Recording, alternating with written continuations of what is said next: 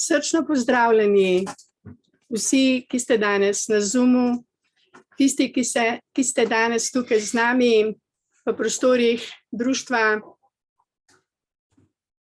Imam danes res zanimivo temo. Moja tema je, koga, zakaj in kako slaviti. Ta moja tema je nekako prišla iz mojega srca v teh dnevih. Predvsem zaradi tega, ker imamo trenutno res veliko razlogov, da slavimo, se veselimo in da je naše srce polno radosti.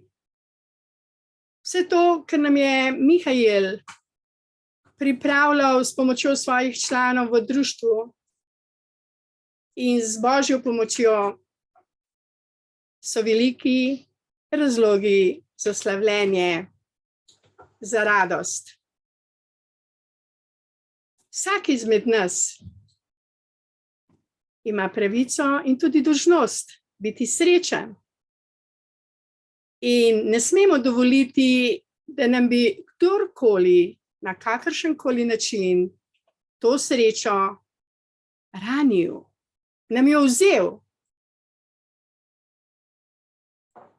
Ker smo Božji otroci za življenje, za radost. Danes sem prebirala eno zanimivo poglavje v knjigi in dobila sem solze v oči.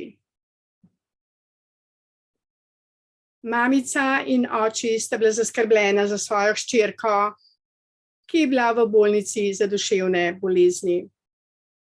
Več let je že bila duševno prizadeta.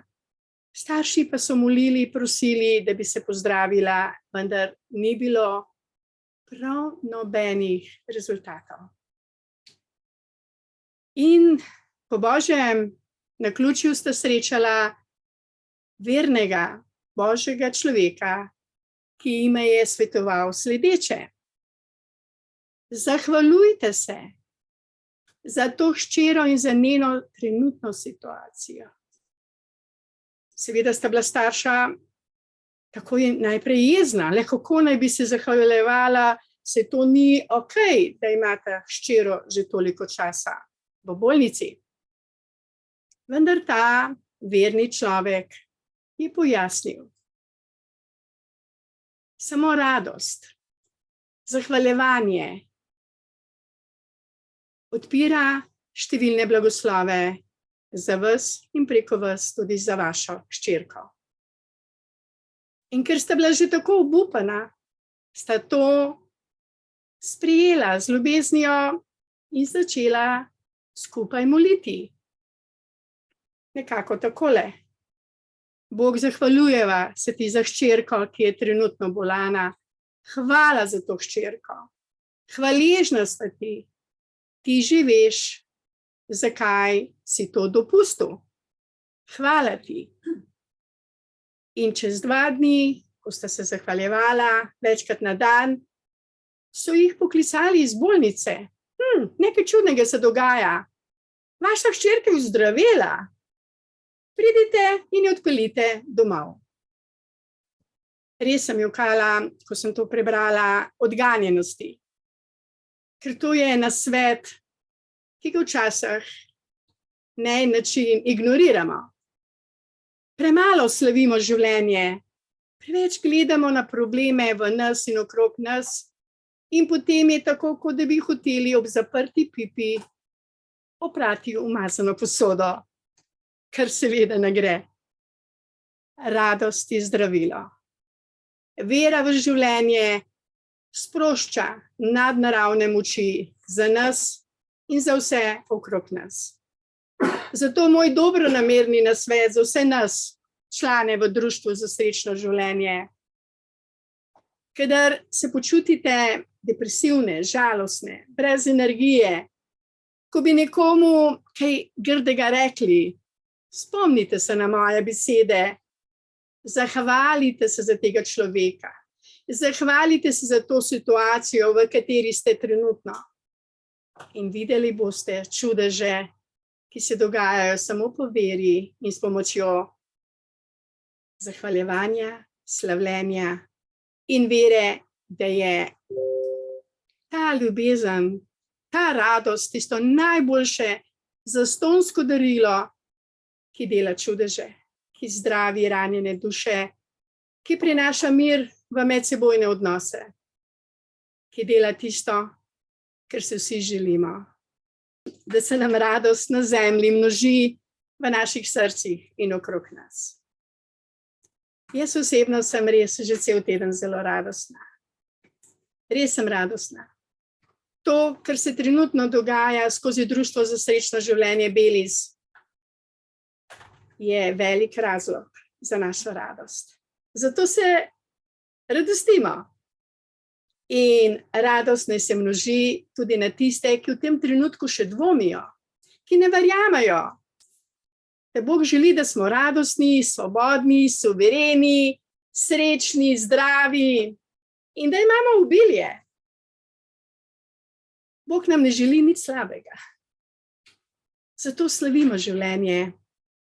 Slavimo ga, ko se zbudimo, ko zaspimo in tudi takrat, ko so okrog nas viharji, nevihte.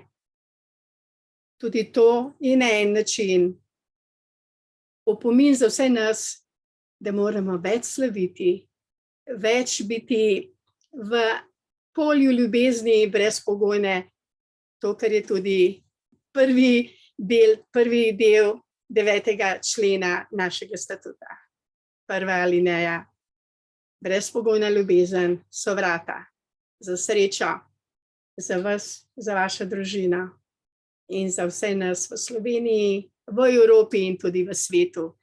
Zato danes zaključujem ta moj kratek govor z ljubeznijo. Srečna sem, hvaležna sem za vse te izzive, ki nam jih je dala vlada in ta svet, ker so nas na en način opolnomočili, da še bolj verujemo v življenje, da še bolj verujemo v skupnost in zato zmagujemo. In slavimo skupaj, vsaj v duhu, če ne moremo biti trenutno skupaj. Hvala lepa za vašo pozornost. Res je, smo v takem času, ko smo lahko hvaležni za vse to, kar se dogaja, ker nam odpira oči, srca, nas veliko bolj povezuje kot prej in spoznavamo, kaj pravzaprav se z nami dogaja in kje živimo. In mislim, da ko enkrat človek ima spoznanje, potem je dolžen tudi nekaj za to narediti. In ko nekaj narediš, se tudi nekaj zgodi. Hvala vam vsi, ki spodbujate, ki ste z nami, gremo skupaj te korake. Ne more vsak razumeti, zaradi tega, ker ko si enkrat tako globoko v enem sistemu, v eni matrici, je težko sploh doumeti stvari. Ne. Kdo more Boga razumeti, če ga nikoli nisi videl, če ne veš, pa vendar je. Tako je tudi s to stvarjo. Ja, kje si pa to še videl, Mihajl mi kdo reče? Jaz rečem nikjer, zato ker ne kopiram, zato ker stvari so tako, kot so. Ne ti delaš po navodilih, jaz delam pa kreativno in to, kar je suvereno. Ljudje ne morejo več dojeti, da je možno suvereno delovati, se suvereno odločati, se vpisati, izpisati. No, a vas je kdo prisilil, da ste se vpisali v Društvo Belis? A vam kdo brani, da se izpišete iz Društva Belis? Ampak morate akcijo narediti. Vi ste se mogli vpisati in je bil proaktivno. Vsak mora narediti svoje. In tudi mi državljani imamo to možnost, to pravico, izkoristimo jo.